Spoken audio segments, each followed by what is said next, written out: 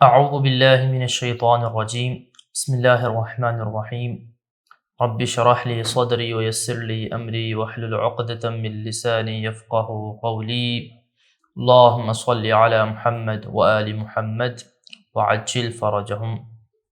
ہم نے الحمدللہ پچھلے دروس میں علم صرف کی جو پہلی کتاب ہے جس کا نام امثلہ ہے اس کو کمپلیٹ کیا۔ اس کے شروع میں ہم نے چند تمہیدی باتیں کی تھیں علم صرف کے حوالے سے۔ آج ان کا ہم جلدی سے اعادہ کر کے، تفصیل میں نہیں جائیں گے، ہم جلدی سے اعادہ کر کے علم صرف کی جو دوسری کتاب ہے صرف میر، اس میں انٹر ہو جائیں گے۔ ہم نے صرف کے شروع کے دروس میں پہلے درس میں یہ بات بیان کی تھی کہ کسی بھی علم میں انٹر ہونے سے پہلے ہمیں چند چیزوں سے آگاہ ہونا ضروری ہے۔ پہلی چیز ہے علم صرف کی تعریف، دوسری چیز ہے علم صرف کا موضوع، تیسری چیز ہے علم صرف کا فائدہ، چوتھی چیز ہے علم صرف کے بانی کا نام۔ تو یہ چیزیں ایسی تھیں کہ جن سے آگاہ ہونا ہمارا ضروری ہے۔ ان کو ہم نے تفصیل سے امثلہ کے پہلے درس میں بیان کیا۔ ابھی ہم جلدی سے اعادہ کرتے ہیں۔ جہاں تک علم صرف کی تعریف ہے تو تعریف علم صرف کی کیا ہے کہ ایک لفظ کو مختلف الفاظ اور مختلف صیغوں میں تبدیل کرنا تاکہ اس سے مختلف معانی حاصل کر سکے۔ اس کو ہم نے تفصیل سے بیان کیا۔ علم صرف کا موضوع کیا ہے؟ علم صرف جو ہے وہ کلمہ کی بناوٹ کے بارے میں گفتگو کرتا ہے۔ آپ نے کیسے مختلف کلمات بنانے ہیں تاکہ اس سے مختلف معانی حاصل کر سکیں، اس چیز کو علم صرف بیان کرتا ہے، جیسا کہ ہم نے تفصیل سے پچھلے دروس میں بیان کیا۔ اور اگلی چیز کیا ہے علم صرف کا فائدہ؟ علم صرف کا فائدہ یہ ہے کہ علم صرف پڑھ کے ہم قرآن و حدیث سمجھنے پہ قادر ہو جائیں گے، چونکہ ہمارے اندر قدرت آ جائے گی کہ ہم ایک لفظ کو مختلف الفاظ اور صیغوں میں چینج کر کے مختلف معانی حاصل کر سکیں۔ جب ہمارے اندر اس بات کی قدرت آ جائے گی تو ہم قرآن و حدیث کو اچھے سے سمجھنے پہ قادر آ جائیں گے۔ اور علم صرف کے واضح کے بارے میں، علم صرف کے بانی کے بارے میں بھی ہم نے بیان کیا کہ ان کا نام ہے ابو مسلم معاذ الحراء، جو کہ مولا علی علیہ السلام کے شاگرد ابو الاسود دؤلوی کے شاگرد تھے۔ تو گویا کہ یہ ابو مسلم معاذ الحراء مولا کے بالواسطہ شاگرد ہیں۔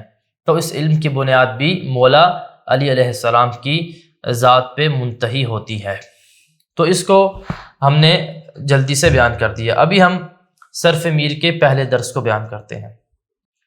صرف میر کے پہلے درس میں وہ کلمات کی اقسام کو بیان کریں گے، اور دوسری چیز صرف کی تعریف بیان کریں گے، اور تیسری چیز جو بیان کریں گے وہ بیان کریں گے کہ تصریف اور صرف جو ہے کہاں پہ پاسبل ہے۔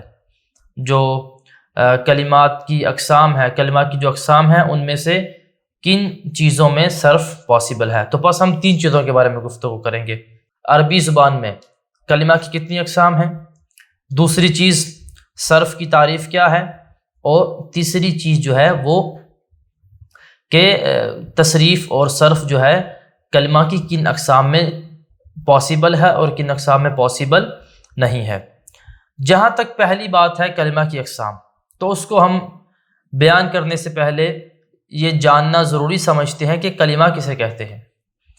دیکھیں، ہمارے منہ کے اندر سے جو آوازیں نکلتی ہیں، جو آواز نکلتی ہے بغیر کسی حروف کے، اسے کہتے ہیں صوت۔ عربی زبان میں اسے کیا کہتے ہیں؟ صوت کہتے ہیں۔ جیسے یہ آواز نکل رہی ہے اور اس کے ساتھ کوئی حرف نہیں نکل رہا تو اسے صوت کہتے ہیں۔ لیکن اگر یہی آواز کسی حرف کو ساتھ لے کر نکلے تو اسے عربی زبان میں لفظ کہتے ہیں۔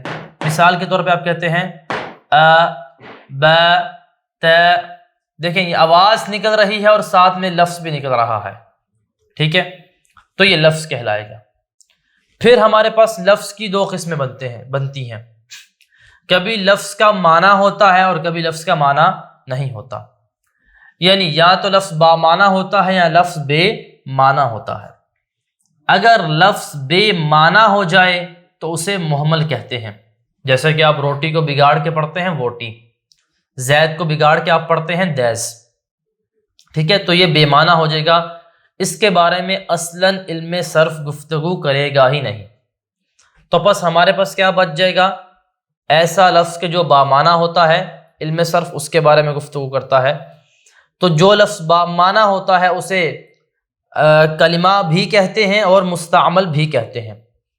تو بس ہم نے جان لیا کہ کلمہ کسے کہتے ہیں، بامعنی لفظ کو کلمہ کہتے ہیں۔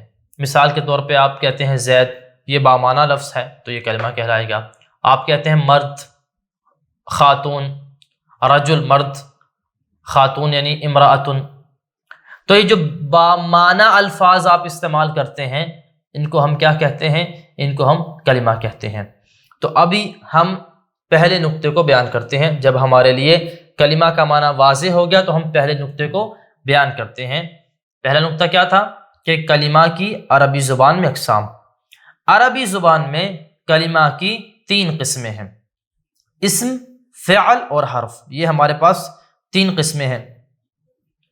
پہلی اسم جو ہے اس کا کیا مطلب ہوتا ہے، ہم نے پچھلے درسوں میں تفصیل سے بیان کیا لیکن اس کا اعادہ ہم کرتے ہیں۔ اسم ایسے بامعنی لفظ کو کہتے ہیں کہ جو خود اپنے معنی کو بیان کرتا ہے اور اس کے معنی کے اندر زمانہ نہیں پایا جاتا۔ جیسے کہ آپ کہتے ہیں رجل مرد، یہ خود اپنے معنی کو بیان کر رہا ہے۔ جب آپ رجل سنتے ہیں تو آپ کو مرد سمجھ میں آتا ہے، یہ معنی سمجھ میں آتا ہے، اور اس کے معنی کے اندر زمانہ نہیں پایا جا رہا۔ مرد بس کس زمانے میں مرد، کل تھا، آج ہے، پرسوں ہوگا، یہ زمانہ نہیں پایا جا رہا، تو یہ کیا ہوگا؟ اسم ہوگا۔ دوسری مثال ہے ہمارے پاس اسم کی، علم۔ علم جو ہے اس کا معنی کیا ہے؟ اس کا معنی ہے جاننا۔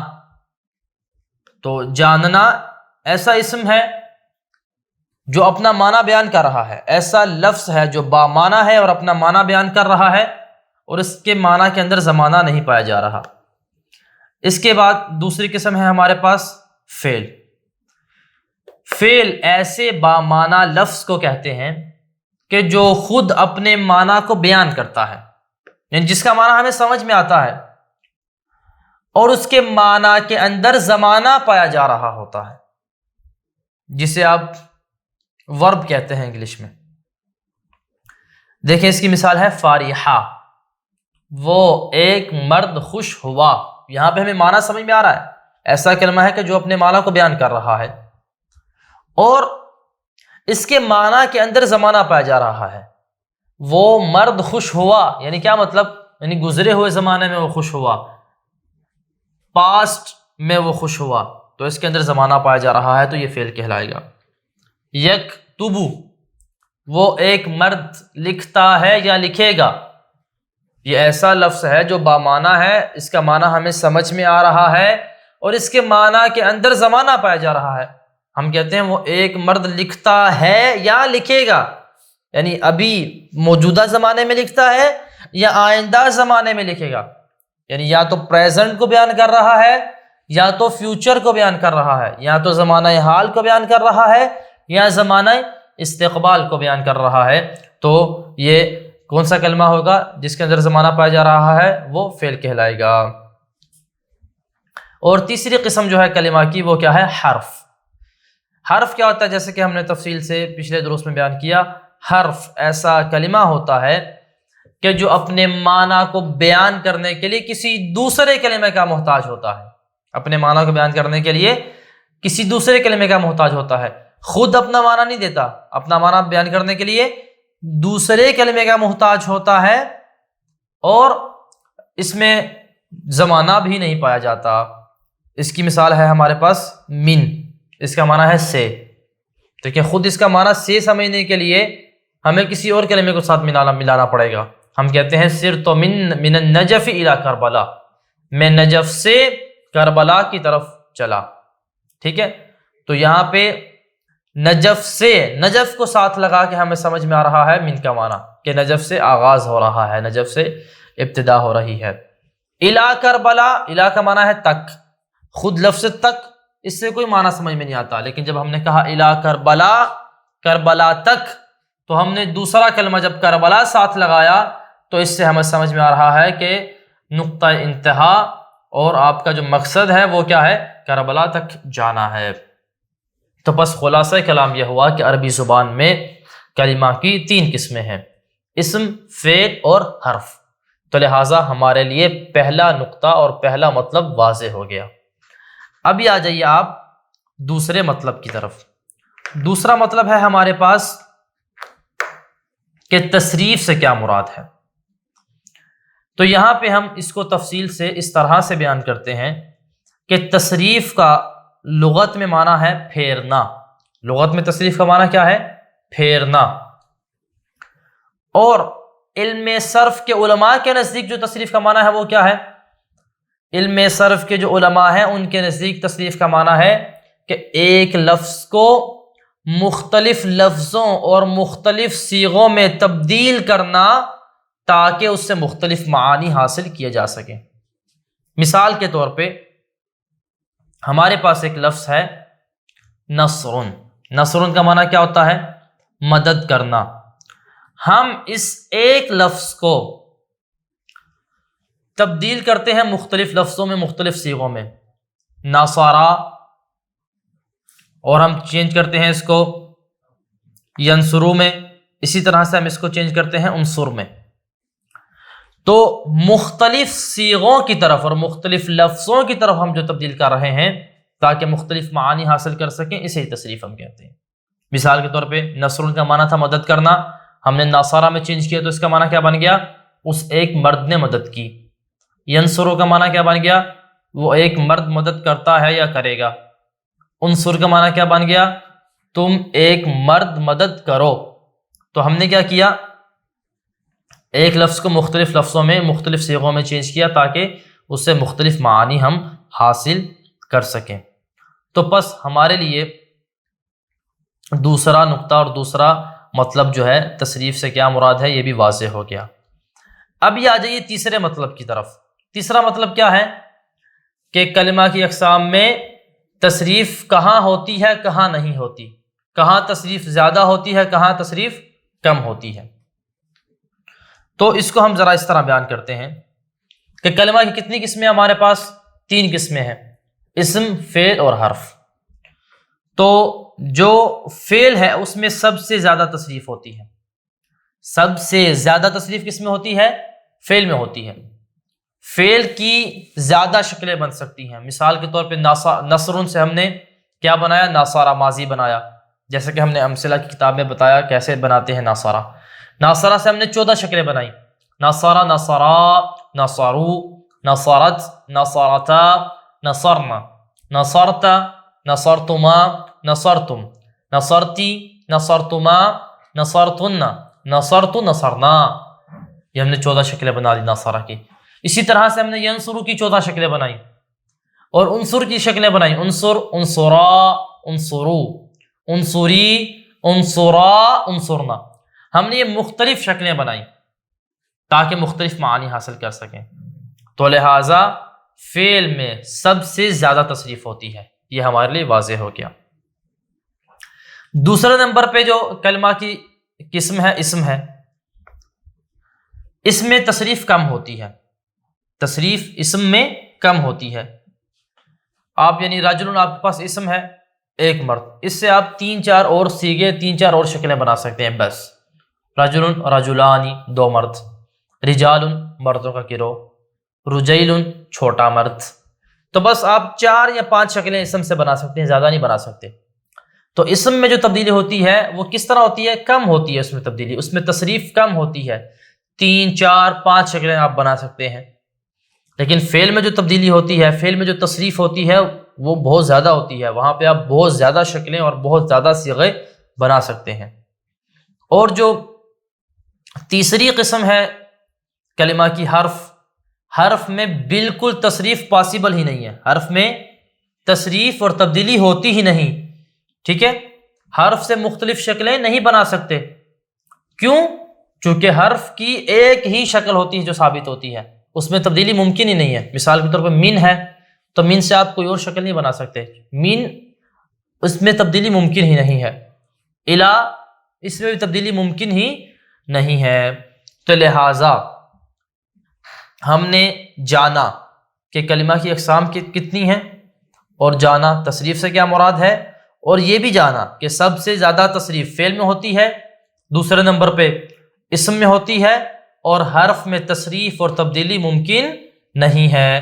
تو لہٰذا علم صرف جو ہمیں سکھائے گا کہ آپ نے مختلف شکلیں کیسے بنانی ہیں، وہ کس کی شکلیں سکھائے گا؟ فعل کی اور اسم کی۔ حرف کی چونکہ مختلف شکلیں نہیں بن سکتی، تو لہٰذا علم صرف حرف کے بارے میں گفتگو نہیں کرے گا۔ ابھی ذرا تمرین کو ہم حل کرتے ہیں۔ پہلا سوال ہے ہمارے پاس، عربی زبان میں کلمہ کی کتنی قسمیں ہیں؟ تو اس کا جواب واضح ہے، عربی زبان میں کلمہ کی 3 قسمیں ہیں، اسم، فعل اور حرف۔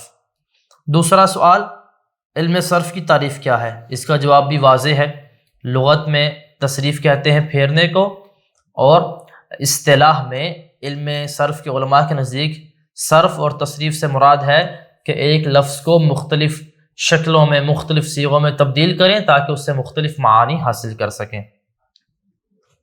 تیسرا سوال ہے ہمارے پاس، کیا حروف میں تصریف ہو سکتی ہے؟